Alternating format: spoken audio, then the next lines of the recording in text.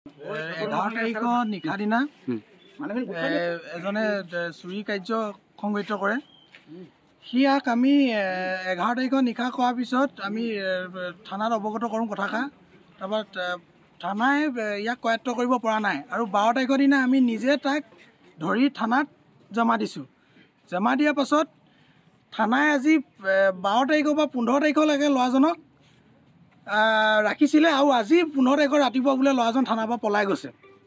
তো এতিয়া অন ডিউটিত কোন আছিলে, কেনেকৈ থানাৰ পৰা আজি এই ল'ৰাজন পলাব পালে, থানা বিষয়াৰ লগত কি অংক মিলালে, তো তেনেকুৱা একো আমি বুজি পোৱা নাই। গতিকে থানাৰ পৰা ল'ৰাজন ৰাতিপুৱা বোলে পলাই গ'ল। এতিয়া আমি থানাই ধৰিব পৰা নাই, কিন্তু আমি ইয়াক ধৰি থানাত গতাই দিছোঁ। কিন্তু ইয়াৰ পাছতো থানাই কি অংক মিলাইছে, কি কৰিছে, কিন্তু আমি একো এটা বুজি পোৱা নাই। গতিকে আমাক এই ল'ৰাটো লাগে, ল'ৰাটো ইয়াৰ যিখিনি ইয়াৰ শাস্তিটো হ'ব লাগে।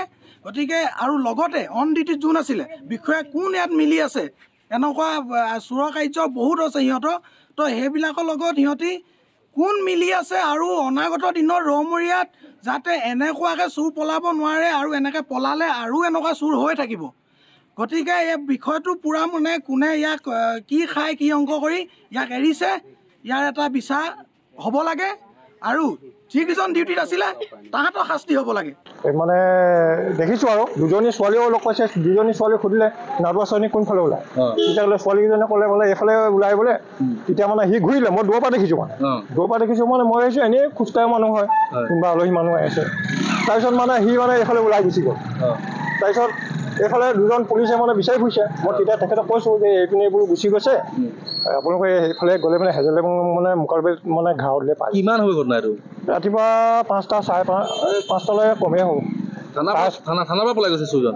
থানাৰ পৰা পলাই গৈছে নে ক'ৰ পৰা পলাই গৈছে নাজানো নহয়। এতিয়া আমি চুৰ বুলি নাজানো নহয়, চুৰ বুলি নাজানো নহয়। তাৰপিছতে যেতিয়া এখেতলোকে ক'লে তেতিয়াহে আমি চুৰ বুলি আহিছোঁ। আপোনালোকৰ কিবা কথা হৈছিলে চুৰজন? নাই নাই নাই, আমি দূৰৰ পৰা দেখিছোঁ। দূৰৰ পৰা দেখিছোঁ। কাপোৰ কানি পিন্ধি আছিলে? কাপোৰ কানি চোলাটো এইডোখৰত পিন্ধিছে। চোলাটো মানে সেয়াত দূৰত পিন্ধিছে। তাৰপৰাতো আমি দেখা নাই আৰু। তাৰপৰা এইফালে গুচি আহিলে আমি কেই পাৰিছোঁ, আমি ক'বা মানুহ ওলাইছোঁ আৰু।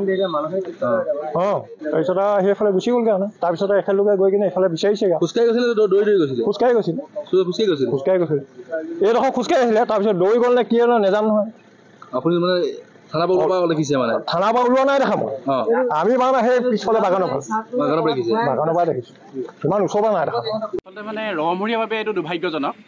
আজি তাৰিখলৈকে আমি জনা নাই যে ৰমৰীয়াৰ পৰা কৰায়ত্ব কৰা কয়দী পলায়ন কৰিছে। কিন্তু এইটো দুৰ্ভাগ্যজনক। কি কাৰণে কেনেকৈ ধৰণে পলায়ন কৰিলে এইটো বৰ দুখৰ বিষয়। আৰু তেওঁ এই নিৰাপত্তাৰ দায়িত্ব থকা বিষয়ববীয়াসকলৰ, আৰক্ষী বিষয়াসকলৰ আচলতে মানে উচিত ব্যৱস্থা হ'ব লাগে। আৰু এটা কথা হ'ল কি, 12 ঘণ্টাৰ ভিতৰত যদি আমাৰ কয়দীজনক কৰায়ত্ব কৰি আমাৰ চুৰজনক যদি কৰায়ত্ব কৰা ব্যৱস্থাটো গ্ৰহণ কৰিব লাগে। যদি কৰা নহয়, আমি অনতিপলমে ঊৰ্ধ্বতম কৰ্তৃপক্ষৰ লগত আলোচনা বিলোচনা কৰি এই বিষয়টো ঊৰ্ধ্বতম কৰ্তৃপক্ষলৈ আগবঢ়াই লৈ যাম বুলি আমি ভাবিছোঁ। আৰু ৰমৰীয়াৰ আচলতে আমি লাজ পাইছোঁ। আৰক্ষী বিভাগৰ পৰা যেতিয়া চুৰ পলাইছে তাতকৈ দুৰ্ভাগ্যজনক বিষয় নহয়। আৰু এটা আমি ৰমৰীয়াৰ এনেকুৱা এখিনি ৰাইজে এটাই কথা আশা কৰে যে প্ৰশাসনে যদি আস্থা ৰাখিহে আচলতে মানে থানাখন থাকে, ৰাইজে আস্থা ৰাখি থাকে। কিন্তু এতিয়া ৰাইজ নিৰাপত্তাহীনতাত ভোগা হৈছে। যদি এনেকুৱা আমি জানো যে চুৰজনে আচলতে মানে দাগ সেৱন কৰা এজন চুৰ, চুৰজনে যদি যিজনে ধৰি আনি ইয়াত জমা দিলে, ইয়াৰ পৰা যদি পলায়ন কৰি তেওঁৰ ঘৰ পৰিয়ালত যদি আঘাত আনিলেহেঁতেন, কেনেকুৱা এটা ব্যৱস্থা হ'লহেঁতেন। আচলতে এই বিষয়ৰ পৰা আমি প্ৰশাসনক পুনৰবাৰ জনাইছোঁ যে প্ৰশাসনে অনতিপলমে চুৰজনক কৰায়ত্ব কৰি উচিত ব্যৱস্থা গ্ৰহণ কৰিব লাগে। যদি এইটো ব্যৱস্থা গ্ৰহণ কৰিব নোৱাৰে, তেনেহ'লে আমি ঊৰ্ধ্বতম কৰ্তৃপক্ষক অনতিপলমে আমি ব্যৱস্থা গ্ৰহণ কৰিবৰ কাৰণে দাবী জনামগৈ।